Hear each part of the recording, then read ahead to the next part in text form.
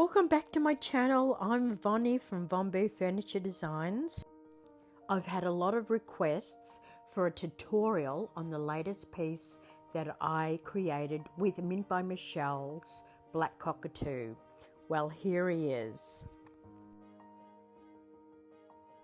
I started off with this really solid set of drawers. The only repairs required was to replace the top, which I've done, and to putty up the original knob holes. I decided very early in the design to put a raised stencil on, and I wanted to capture the essence of the Australian bushland. So I'm using a variety of leafy single stencils with some texture paste to create some raised stenciling. I always put these on first because I will do all the fabulous painting afterwards.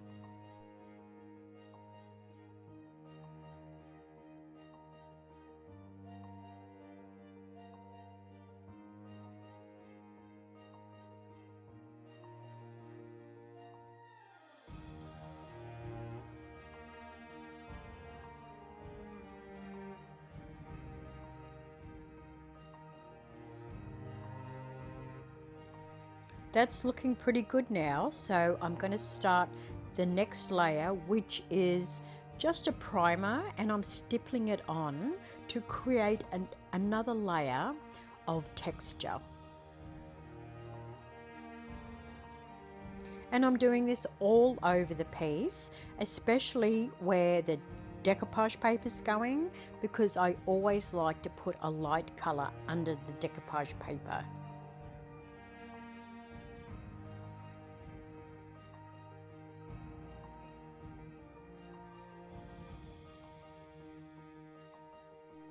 This is the gorgeous decoupage paper called Black Cockatoo.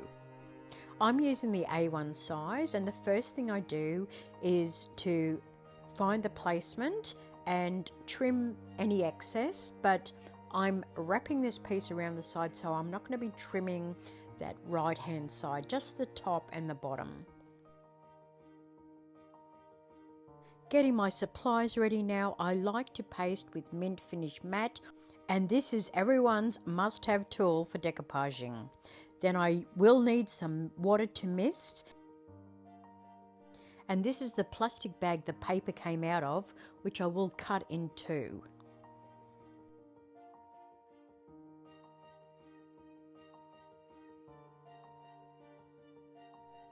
Now the paper's all trimmed, and I'm revisiting the placement, and I'm going to hold it in place while I apply a bit of the top coat just to the top section. I don't like to go gung-ho with the paste. I like to just apply a couple of inches at a time, and then with my tool and the plastic bag, I can push out any of the wrinkles and creases and the air bubbles especially. The plastic bag gives the paper some protection because, well, while I'm using that little tool, and it is excellent for getting all those bubbles and creases out, I do tend to be a bit rough with it, and the plastic just protects the paper from all that rubbing that I'm doing. And notice that I start from the middle and go out to the sides. And it's totally okay to use your fingers with that little bit of plastic protecting the paper, especially when you have to go around edges and corners and drawers, etc.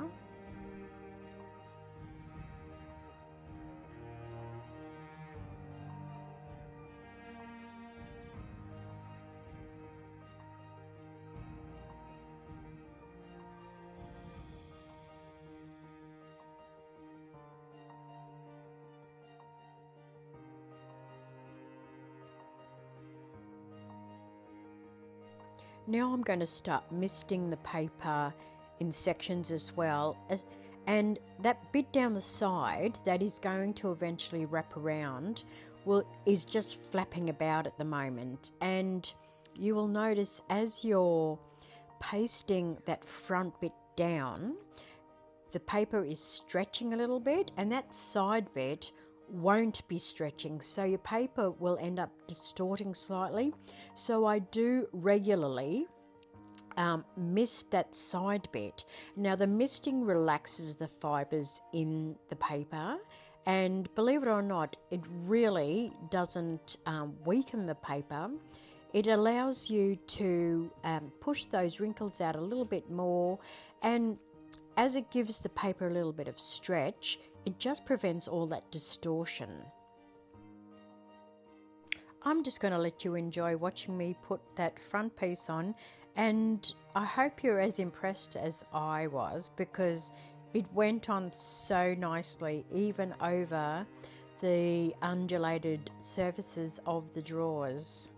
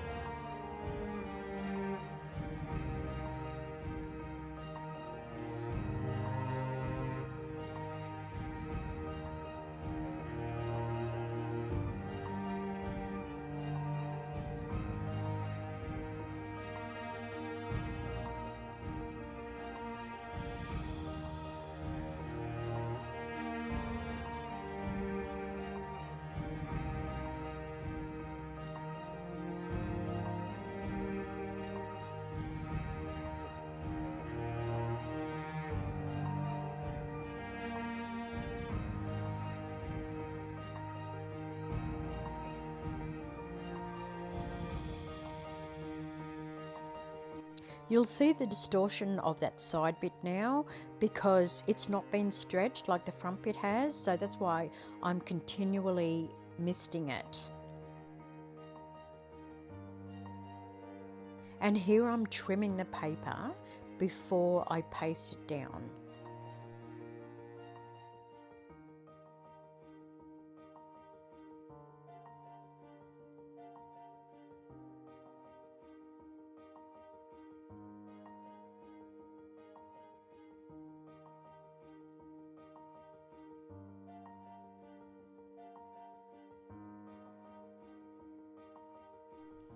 Okay, now for the sides.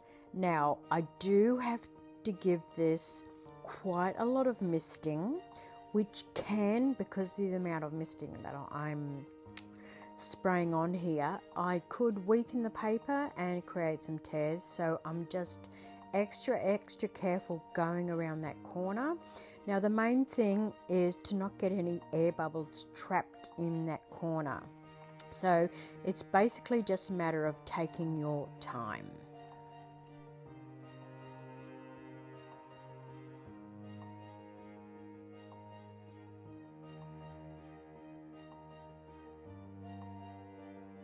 One thing I forgot to do at the start is to tear the edges off this side, because this is the edge that I will be blending in, and I don't know if you've ever done it before.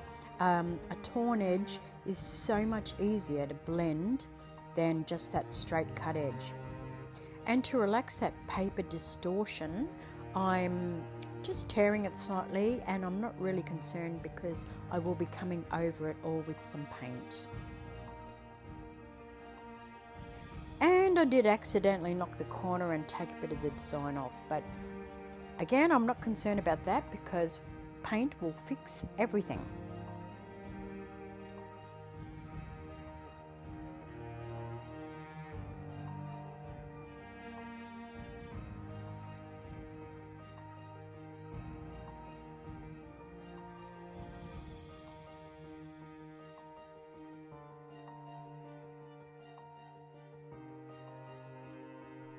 You can do these little touch-ups before or after you seal, doesn't really matter. Just using some of Mint by Michelle's Time and Space Black, but I soon discover that it's more like a really dark green, so I do come in with a bit of green and match the image.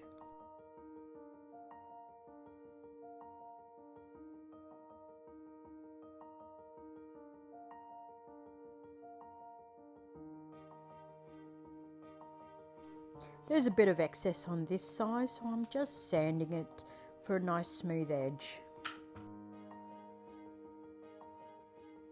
Once it's 100% dry, I will use a really sharp blade and slice around all the drawers and sand them all smooth as well. While the front's drying, I'm sealing the side bit here that I will be painting with a spray varnish. I'm starting the painting off with a small stipple brush and a mix of mince paint to make a dark green. And basically I'm just going to go along the torn edge, just coming up to it and slightly over it, because this is just the first layer, and my goal at this time is to just cover and hide that edge, so when it's all finished you won't see it.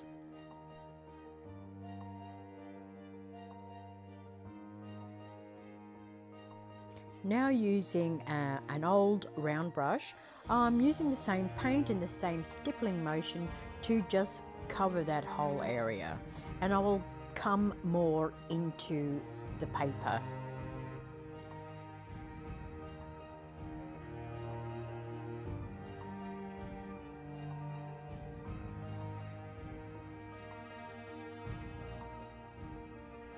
The next layer is Riverbank Green, and it is a really good match for the paper. But what I want to do is stipple some on, and then I'm going to use a soft cloth to dab some of it off, because I want to be able to see some of the dark green come through. Now today, when I did this, it was a really hot day, so I had to keep misting the paint and doing it in sections, because it was just drying too quickly.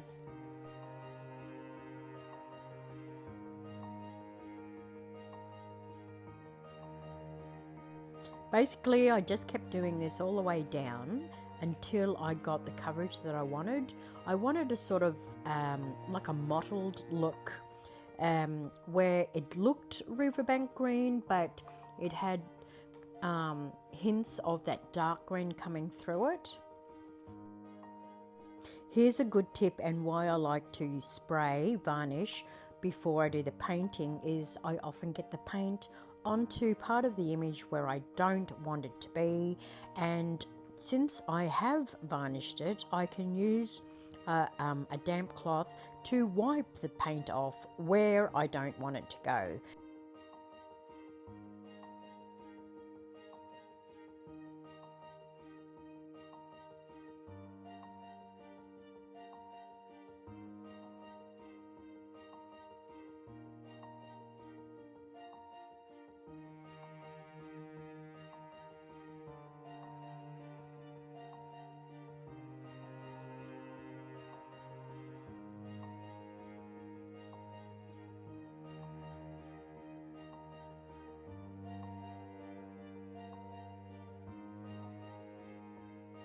It's looking really good now, and you can't see the paper edge, which is fabulous, but the whole colour is a little bit flat, and I think we need to add a few more colours, a few more layers to create a bit more dimension. And I'm starting off with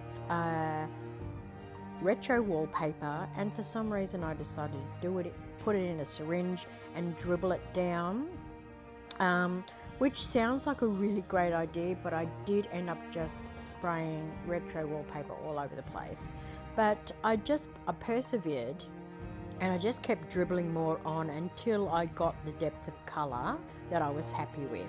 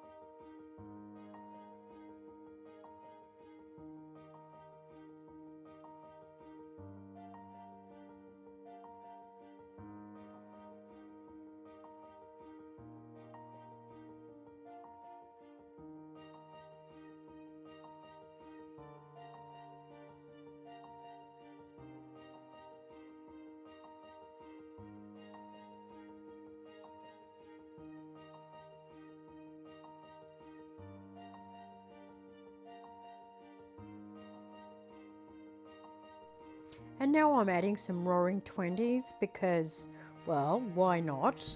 You know, in the Australian bush there's a variety of greens, and I wanted this to look a little bit abstract and a bit dribbly.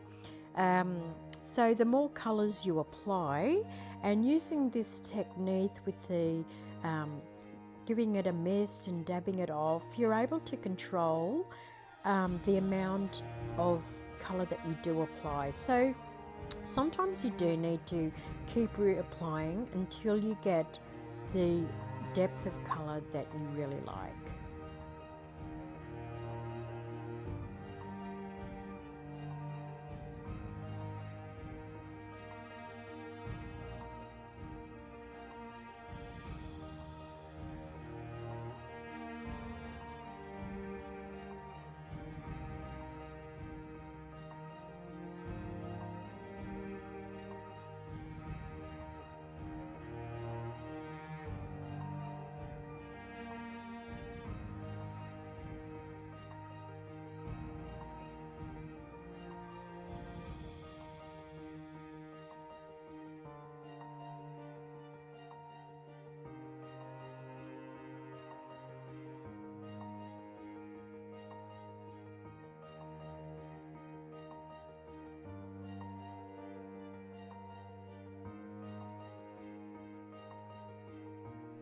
I was a bit lazy, so instead of making up a brown colour with mint paints, I am using Unique Options Umber Cover Dark Primer, and it has the lovely dark rich tones of rust. And so I did do this all over the top and down the sides and down the bottom, but I have to apologise that I lost the footage of it. But here you can see it just adds another layer of interest.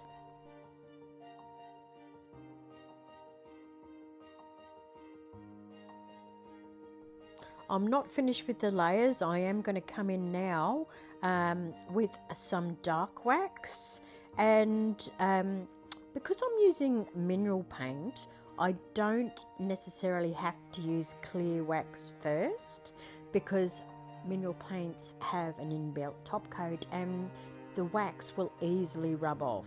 So what I'm doing first is going around heavily around the corners, around the edges, trying to make it a bit dribbly, trying to highlight some of the raised stenciling that I did.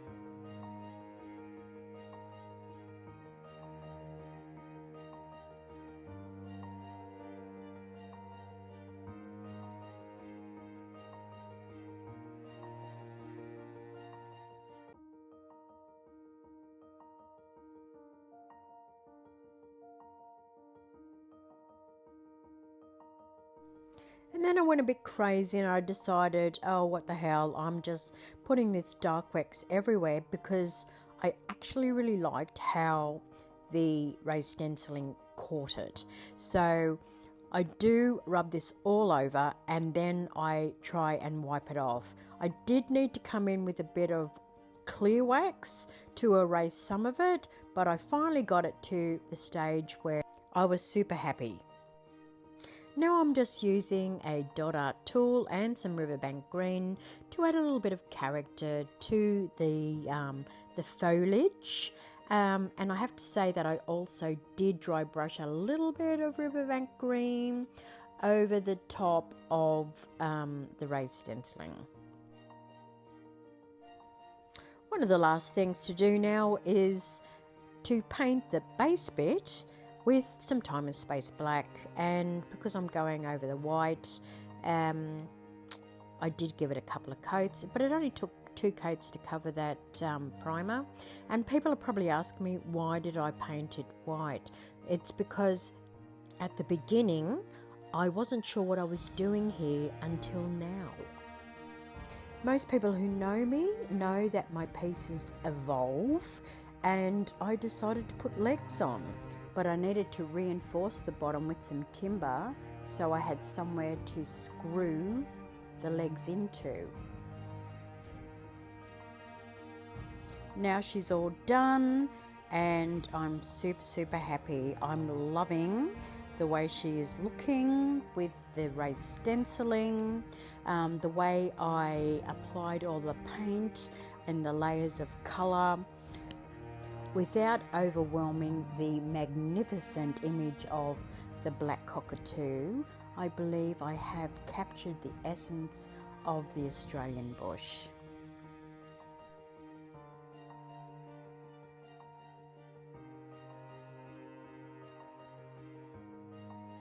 Again, I hope you've really enjoyed this video and maybe I've inspired you to have a go. If you have any questions, just pop them in the comments, and I've left all the links in the description. I'd really love if you liked and shared and subscribed to my channel. Thank you so much for watching.